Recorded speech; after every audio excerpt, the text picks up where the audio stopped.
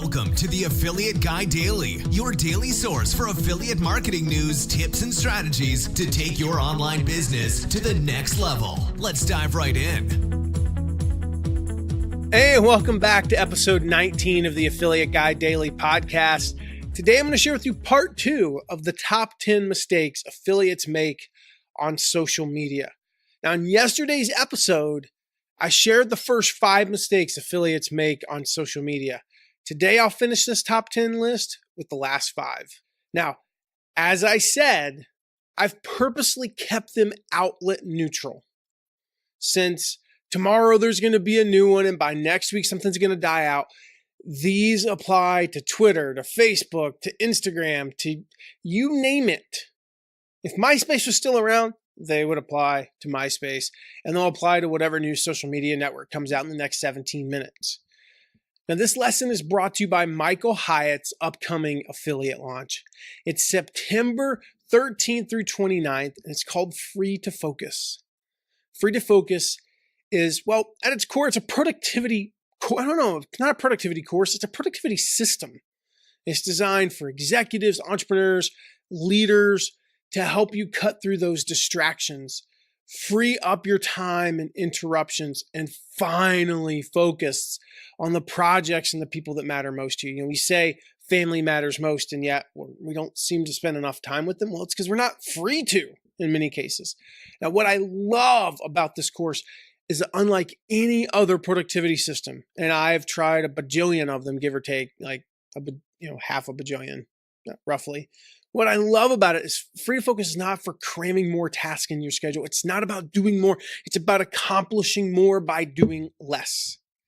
Now, anyone who wants to be more productive, okay, maybe that's too broad, but it's for business owners, managers, executives, online solopreneurs, similar audiences. If you have an audience of any of those, this affiliate program is for you. It's got 40% commissions, tons of private prizes, proven launch funnel, converts like absolute crazy. And best of all, we're running the launch.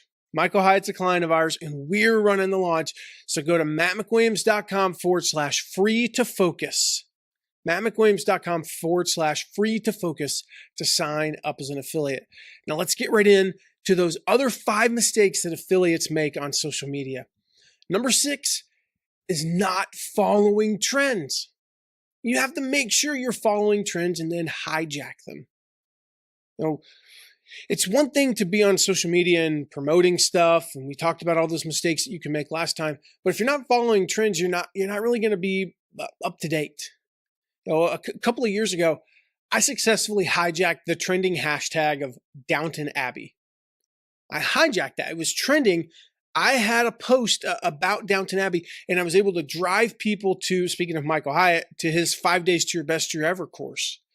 Now, according to my tracking, it had more than 1,400 hits and 112 opt-ins, which led to 2 sales.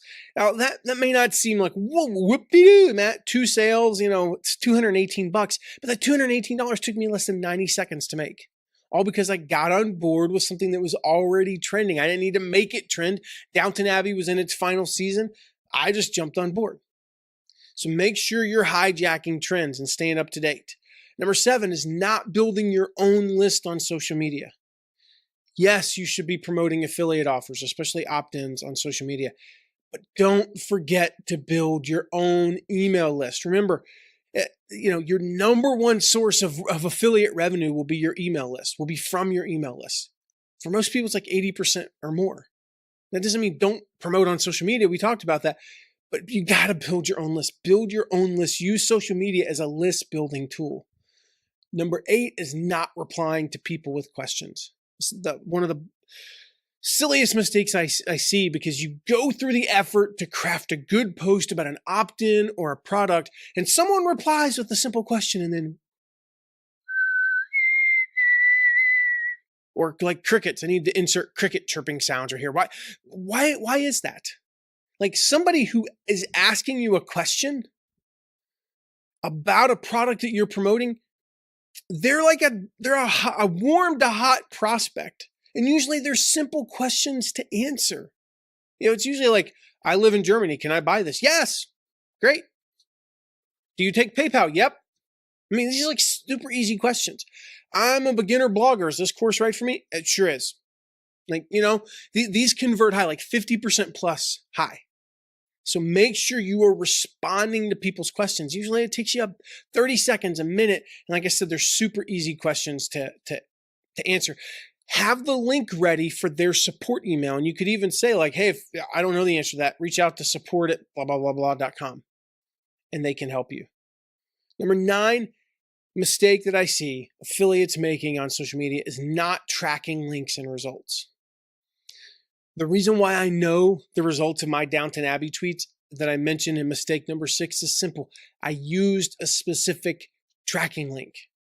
I set that up. I used it in different, I set that affiliate link up and it had its own pretty link. And I was able to look and go, okay, I got, this many hits, this many opt-ins, this many sales. Super easy. So make sure you're using tracking links. Different tracking links in different places and look at the results. You might be spending 20% of your time on social media promoting, on Twitter, but getting 80% of your results there. So you might want to stop wasting your time on the other networks, or maybe not. That's up to you. But you're only going to know the results if you actually track them. And then number 10 mistake I see, and it might be the most obvious and disturbing, is promoting in a different voice. Someone who's typically lighthearted and funny on Twitter, you're posting cat memes and talking, cracking jokes. Suddenly you promote something and they sound like a game show contestant or used car salesman or worse, an attorney. Now, I don't know what it is. Don't promote in a different voice than your everyday voice on social media. People hate that. They hate when you do that. If you're normally funny, be funny. If you normally include a silly image, include a silly image. If you normally put hashtags in your tweets, then put hashtags in your promotional tweets. You want to stay consistent to your brand and voice. Don't suddenly change. Just because you're promoting something. Now, one final word about social media. The key takeaway here from all of this, from both of these, is to treat social media as a tool. It's not the hammer and the nail, but one or the other. It's not the end-all be-all. Social media is not your only list building tool. It's not your only promotional tool. It's not your only tool to generate buzz. It's a tool. It's a tool you must use, but you must use it intentionally. So again, like I encouraged you in those first 5, at the end of those first 5 mistakes, take a moment, sit back and go, okay, am I making any of these 10 mistakes? Any of these 5 that I just talked about, am I making any of these mistakes? Think about your own use of social media. What mistakes are you making and how can you fix it? So think deeply about that. Take some time to think through that. And I'll see you in the next episode. Thanks so much for listening. Be sure to join us daily for more tips, updates, and inspiration. You can also join us and watch our deep dives into affiliate marketing strategies at theaffiliateguy.tv. And check all of our free resources at mattmcwilliams.com. See you next episode.